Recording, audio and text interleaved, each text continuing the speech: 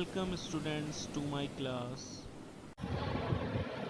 Hello students, here I want to tell you about the question find the amount and compound interest on rupees 8,000 at 5% per annum for 2 years. So here what we have to do, we have to first of all understand what is a principal, what is a compound interest, what is the amount. So basically simple interest, the simple interest is actually P multiplied by R multiplied by T upon 100। अभी इसी का आपको एक system बताता हूँ। ये particularly हर साल लगता है, लेकिन इसका जो प्रिंसिपल होता है उसका पिछले साल से कोई लेना देना नहीं होता। बस उसका लेना देना इस चीज़ से होता है कि कितने नंबर ऑफ ईयर्स यहाँ पर लगेंगे, तो उसको हम लोग सिंपल इंटरेस्ट कहते हैं। लेकिन कंपाउंड इंटरेस्ट का जो सिस्टम होता है वो इस हिसाब से होता है कि कंपाउंड इंटरेस्ट PRT अपॉन 100, अगर एक साल में 10 रुपये निकल रहा है, जस्ट एज एग्जाम्पल कि मैं आपको 100 रुपीज़ देता हूँ और 10% के हिसाब से वो अगले साल आपको 10 रुपीज़ इंटरेस्ट देता है। तो अगर वो सिंपल इंटरेस्ट है तो एक ईयर्स में आपको 110 रुपीज़ मिलेंगे और अगले साल आपको इस 110 पे परसेंटेज मिलेगा, यानी कि 110 पे इंटरेस्ट मिलेगा। लेकिन अगर वो सिंपल इंटरेस्ट है तो अगले साल भी आपको 100 पे ही इंटरेस्ट मिलेगा। यही एक सिस्टम होता है सिंपल इंटरेस्ट और कंपाउंड इंटरेस्ट का। Now come to the point. अभी यहाँ पे आपको निकालना क्या क्या है, आपको निकालना है अमाउंट और साथ में आपको निकालना है कंपाउंड इंटरेस्ट। लेकिन हमारे पास प्रोसेस ये है कि हमको क्या क्या चीज़ें लेनी हैं। तो जस्ट एज एग्जांपल हमारा जो प्रिंसिपल दिया हुआ है वो दिया हुआ है ₹8,000 और हमारा जो रेट ऑफ इंटरेस्ट दिया हुआ है वो दिया है एनम। ये चीज़ ज़रूर देखना कि यहाँ एनम में दिया है या फिर हाफ ईयरली दिया या क्वार्टरली दिया है। साथ में टाइम आपको दिया है 2 ईयर्स का। अब जरा बेसिक सिस्टम समझते हैं। अभी अगर मैं केवल फर्स्ट ईयर के लिए निकालूं, क्योंकि यहाँ पर टाइम दिया हुआ है 2 ईयर्स, तो हमको 2 ईयर्स लेकर ही चलना पड़ेगा।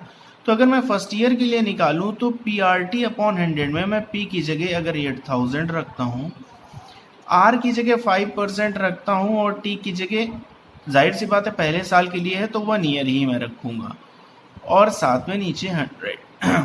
अगर मैं कट करता हूँ तो the answer will be 8 5s are 40 means 400 rupees.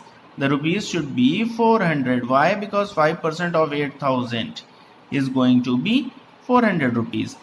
Now अब ये 400 अमाउंट हो, अगर हम देखें तो अमाउंट ये इंटरेस्ट आया है, सिंपल इंटरेस्ट कहा जाता है, सिंपल इंटरेस्ट, और सिंपल इंटरेस्ट आया है आपका 400। लेकिन अभी अमाउंट आपके बैंक अकाउंट में होगा टोटल 8,000 तो ऑलरेडी था, साथ में 400 और ऐड हो गया तो ये आया 8,400। अब ये सेकेंड ईयर में लगेगा, यानी कि अगर मैं जाऊं तो सेकेंड ईयर में मुझको 8,400 यूज़ करना पड़ेगा 5% ऑफ रेट ऑफ इंटरेस्ट में। और ईयर तो तुम्हारा टाइम 1 ही ईयर रहेगा, क्योंकि ईयर तो 1 ही है। और इन दोनों को अगर मैं कट करता हूँ तो 5 4s are 20 and 8 5s are 40 plus 2 42।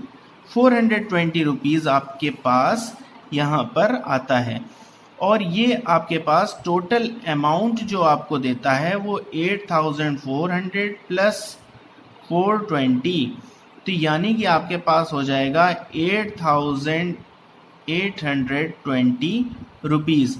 अभी आपसे पूछा क्या गया है फाइंड द अमाउंट, तो अमाउंट आपका आया 8,820 rupees. So this is the basic nature of this question कि आपको हर ईयर का लेकर चलना है।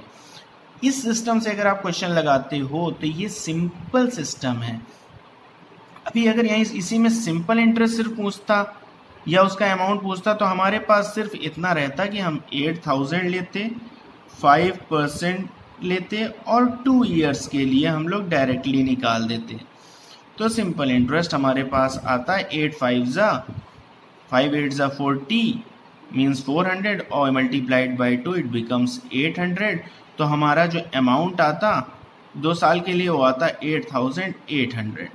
अभी देखिए इसमें अंतर, SI आपका आ रहा है, सिंपल इंटरेस्ट आपका आ रहा है 8800 और कंपाउंड इंटरेस्ट आपका आ रहा है 8820। यही जो 20 रुपीज़ एक्स्ट्रा है ये कंपाउंड इंटरेस्ट और सिंपल इंटरेस्ट के बीच का डिफरेंस शो करता है। और बिकॉज ऑफ दिस यही चीज़ आज के समय में म्यूचुअल फंड्स पे यूज़ की जाती है। Okay, thank you class. If you like this, like share subscribe.